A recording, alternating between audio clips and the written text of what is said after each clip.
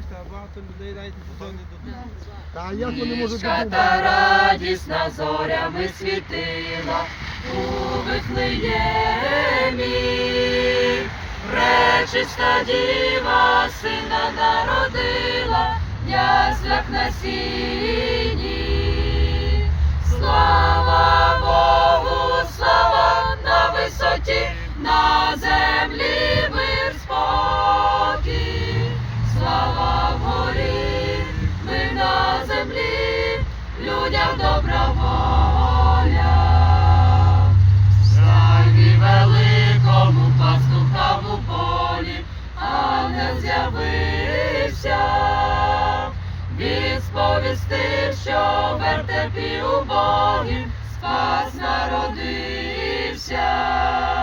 Слава Богу, слава на висоті, на землі